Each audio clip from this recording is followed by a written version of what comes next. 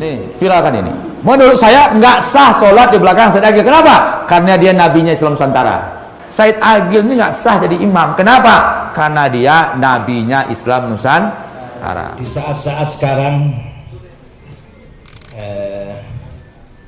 kita hidup di era globalisasi yang banyak tantangan, asrul mihan wal fitan, era banyak fitnah.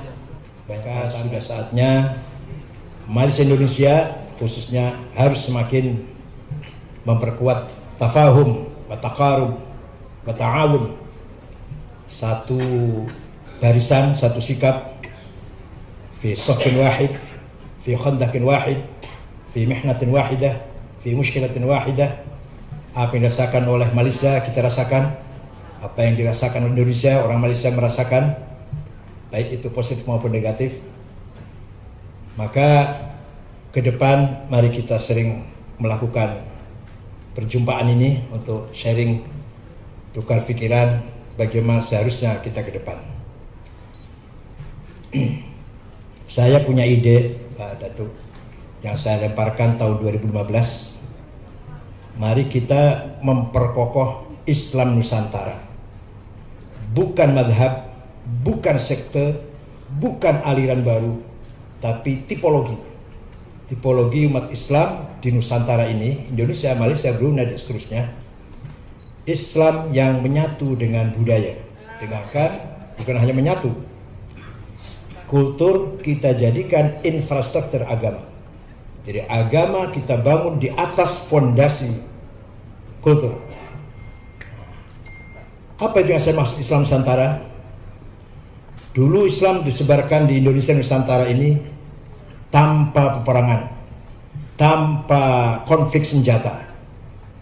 Tapi beberapa kerajaan-kerajaan imperium yang besar, Majapahit, Sriwijaya, Pajajaran, menjadi Islam dengan pendekatan akhlakul karimah, pendekatan budaya, kepribadian, akhlak yang mulia.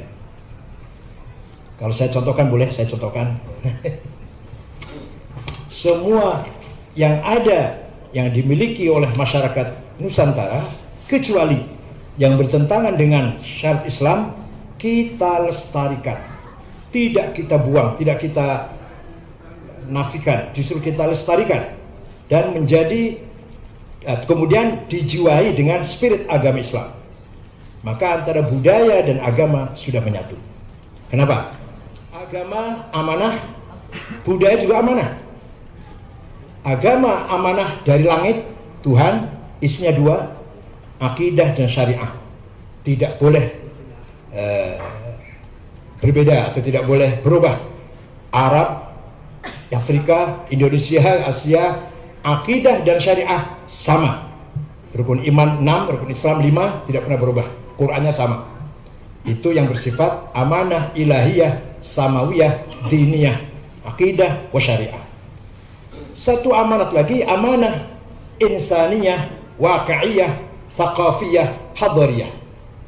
Amanah yang diberikan kepada kita manusia agar membangun peradaban kebudayaan.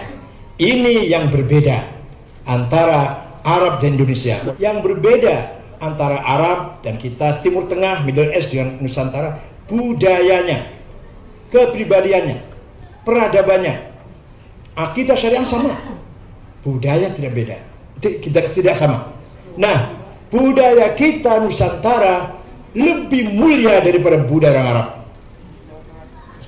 lebih bermartabat daripada budaya orang Arab. Kita di sini tidak mudah perang, tidak mudah membunuh. Kemarin Pilpres seperti apa? Hampir kayak sepertinya hampir perang saudara. Tidak, selesai sudah, tidak ada masalah.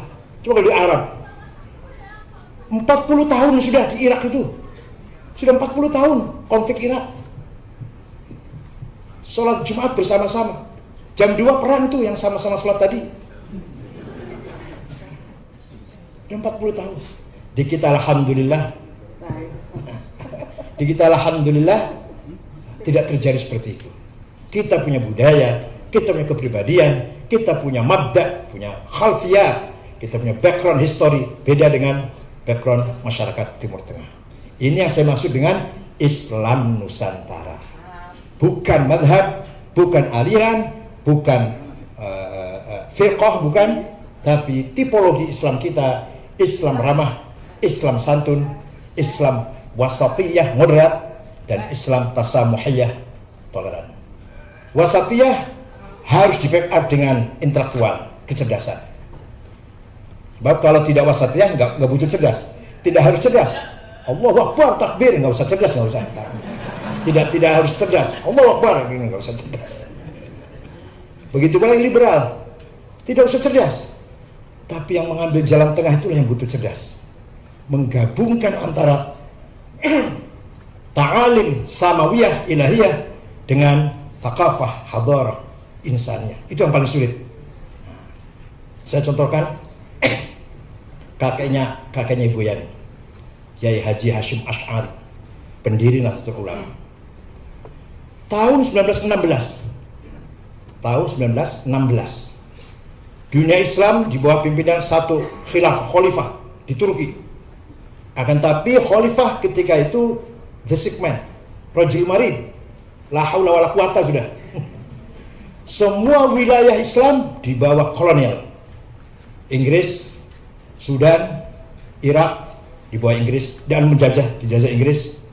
Mesir, Sudan, Irak dijajah Inggris. Suriah, Lebanon, Aljazair, Tunis, Prancis. Libya, Italia, Indonesia, Belanda, Malaysia, Inggris.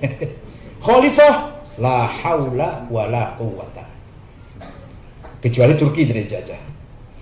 Kiai Hashim Asy'ari sudah tahu apa bahasa Malaysia apa? Ma'rifat. Sudah ma'rifat ya. Sudah tahu apa yang akan terjadi.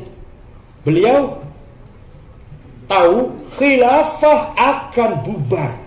Khilafah akan hancur, sistem khilafah ini.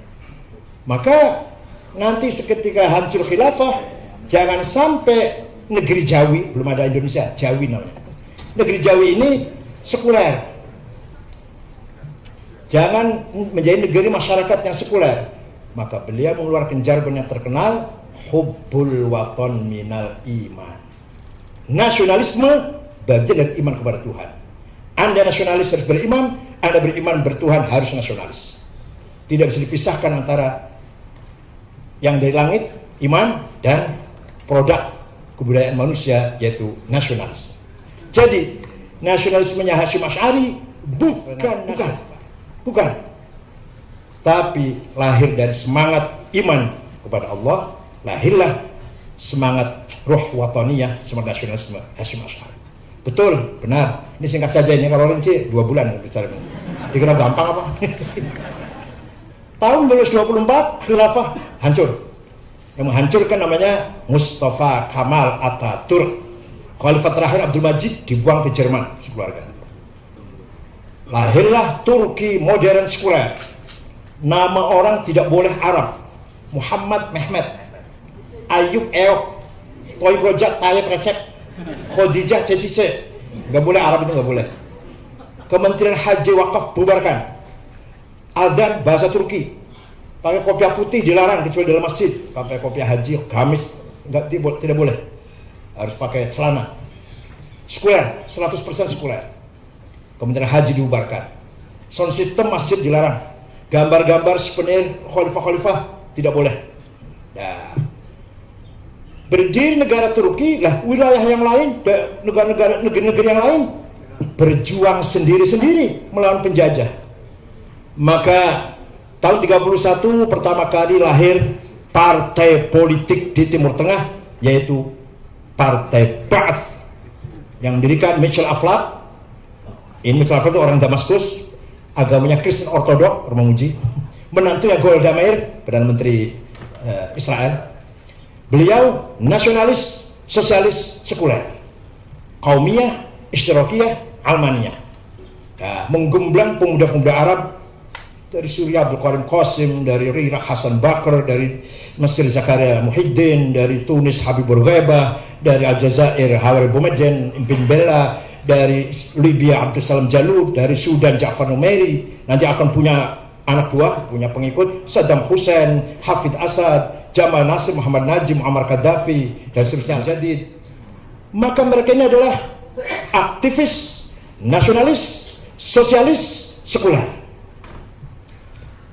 Kemudian umat Islam bikin partai, bentuk partai tahun 37. Syekh Hasan Banna membentuk partai Ikhwanul Muslimun. Hasan Banna orangnya moderat, bahkan sufi, asli orang Maroko, tinggal di Mesir. Tahun 42 ada aktivis Ikhwan, pemuda Ikhwan membunuh Perdana Menteri, Prime Minister, namanya An-Najrasi, tahun 42. Hasan Banna nangis dan marah sambil menangis. Kamu bukan bunuh Perdana Menteri, kamu tuh bunuh saya. Betul. 1,5 tahun kemudian, tahun 44, Hasan Banna dibunuh. Nah, penggantinya ini Sayyid Qutb. Beliau jurnalis, bukan ulama Al-Azhar, bukan, dari Cairo University, jurnalis, menulis buku namanya Ma'al Arabnya, petunjuk jalan yang benar. Isinya begini, Pak. Jahiliyah itu bukan sebuah fenomena sosial, buta huruf, miskin, primitif, bukan. Jahiliyah adalah, menurut Sayyid Qutb, an-nizamul hukm ghair islami jahiliyah. Sistem politik yang tidak Islam jahiliyah. Apa itu? Komunisme, kapitalisme, sosialisme, nasionalisme jahiliyah. Itu menurut Sayyid Qutb. Inilah buku yang akan dibaca di kelompok-kelompok mahasiswa di perguruan universitas di Indonesia.